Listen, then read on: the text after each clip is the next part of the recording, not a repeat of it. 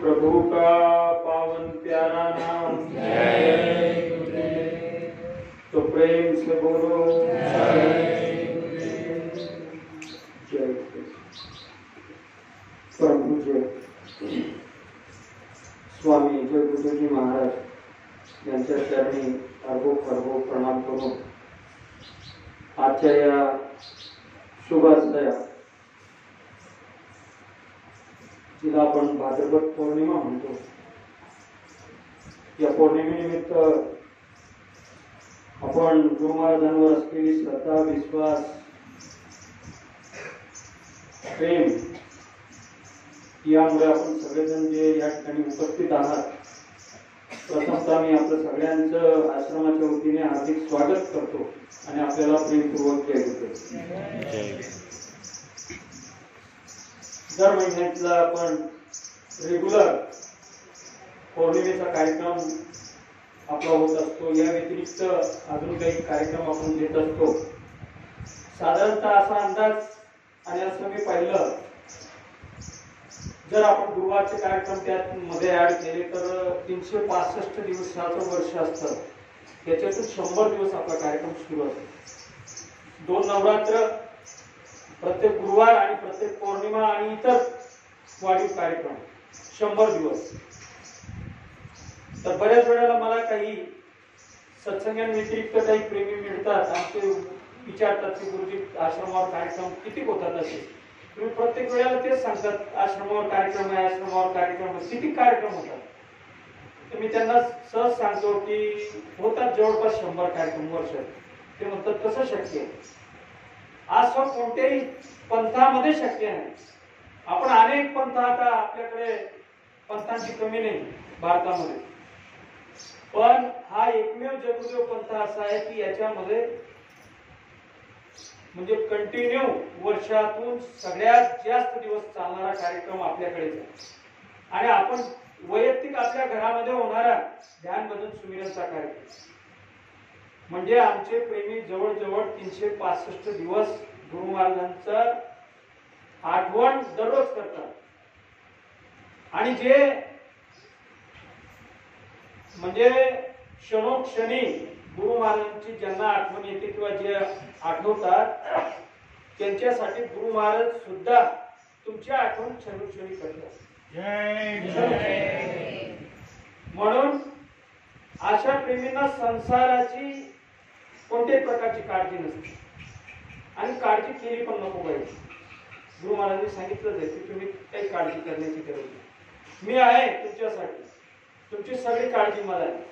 तुम्ही फक्त काळजी कोणती करायची? तुमच्या जीवात्म्याची काळजी करा। तर आपण आज या ठिकाणी आलेला आहात। आपल्या वक्त्यांनी आज जानकीराम बापू आहेत, सुरेश बापू आहेत, आता चिंचपुऱ्याच्या दादांनी काही आठवणी आपल्याला सांगितल्या। बऱ्याचशा आठवणी मला सुद्धा माहित नव्हत्या, परंतु चिंचपुऱ्याच्या दादांजवळ अशी काही गाथा आहे, मी तर म्हणतो की दादांनी ती गाथा कधी ना कधीतरी आश्रमाला समर्पित करून द्यावी। म्हणजे काय, घरात राहिली पडलेली तर ती घरात कुठल्या कुठे चालली जाईल गाथा, त्याच्यातच। कारण कुटुंबामध्ये आपल्यानंतर कोणी सांभाळणारा व्यवस्थित सांभाळेल की नाही हाही प्रश्न असतो। आणि म्हणून जर ती आश्रमामध्ये देऊ केली तर आश्रमाच्या जो इतिहास लिहिला जाणार आहे, जे पुस्तक तयार होणार आहे, त्याच्यामधल्या बऱ्याचशा गोष्टी सामील आपल्याला करता देखील येतील। आणि म्हणून तिन्ही वक्त्यांनी आज खूपच छान असं गुरु महाराजांचं महत्व आणि गुरुंची दयेचं महत्व या ठिकाणी विषय केलेलं आहे। मी आपला वेळ घेणार नाही, मी फक्त आश्रमाचं व्यवस्थापन, जय गुरुदेव दया मंदिराचं काम आणि आपल्याकडून येणारे चांगले सुझाव, चांगलं मार्गदर्शन हे देण्यासाठी मी फक्त उभा आहे। मी प्रथम असं सांगेल की आपण सगळे जेवढे आलेले प्रेमी आहेत, बंधू आणि भगिनी, तर आपण आल्यानंतर फक्त इथे दर्शन घेऊ नका, तर मंदिराचे दर्शन अवश्य, जाण्याच्या अगोदर मंदिराचे दर्शन घ्या। जय गुरुदेव दया मंदिराचं दर्शन दर पौर्णिमेला आल्यानंतर मंदिराचं दर्शन जरूर घ्यायचं। ते घेतल्याने काय होणार आहे की तुम्ही जो आपला इमानदारी आणि मेहनतीचा जो सेवा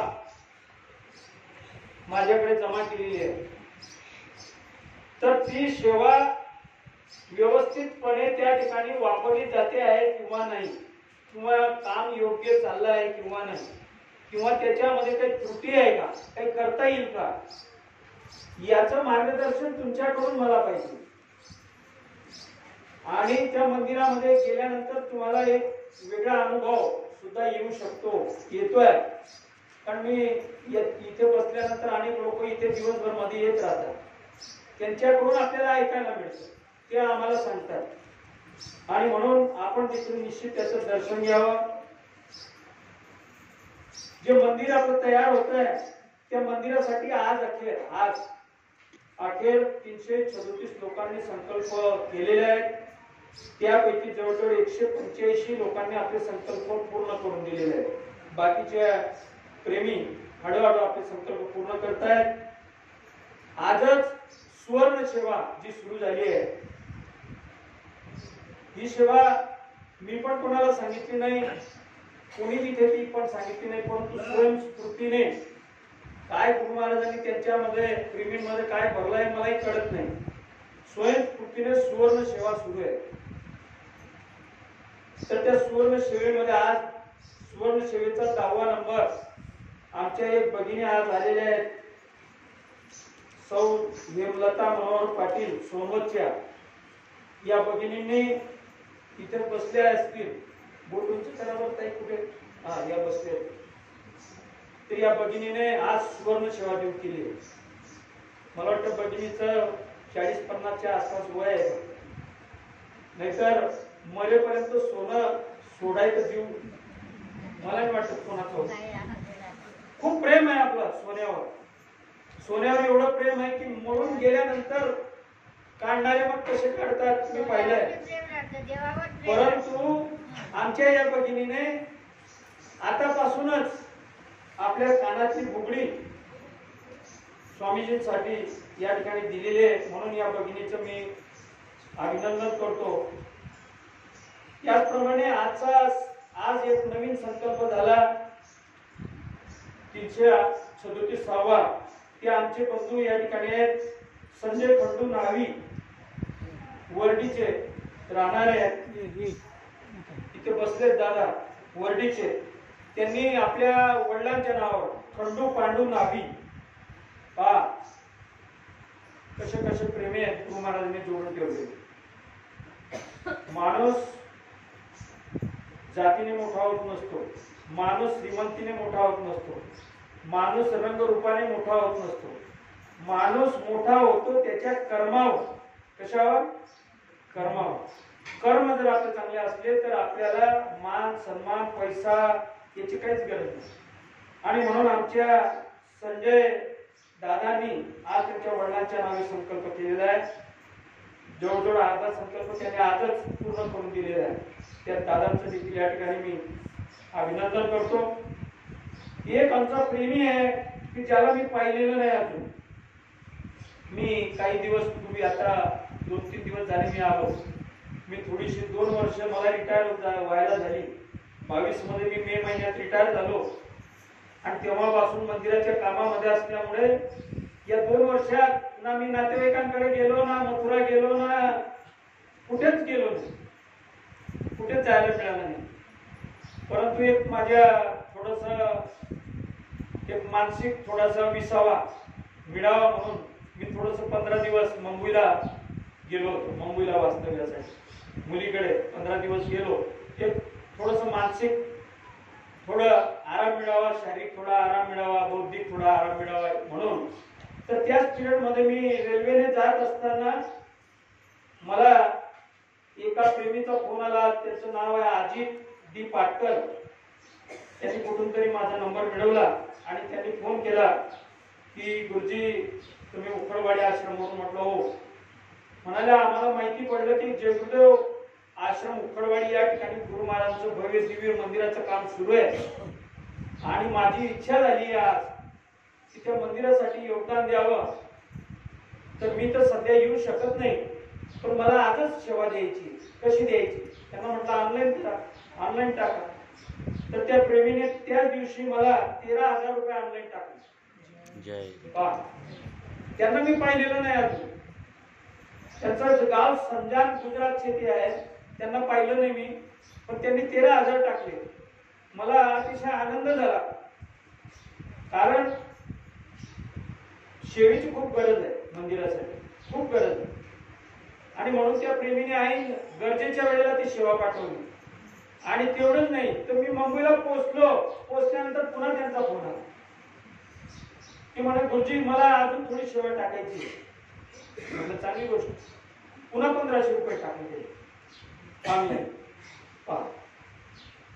तर ज्या प्रेमीला मी भेटलो नाही, ज्या प्रेमीला मी आग्रह केला नाही, ज्या प्रेमीला मी हा विषय समजवला नाही, तर हे कोणी समजवलं असेल? तर बाबाजी, बरोबर. तर गुरु महाराज आज सुद्धा तुमच्या आणि आपल्यामध्ये हाजीर नाजीर आहे.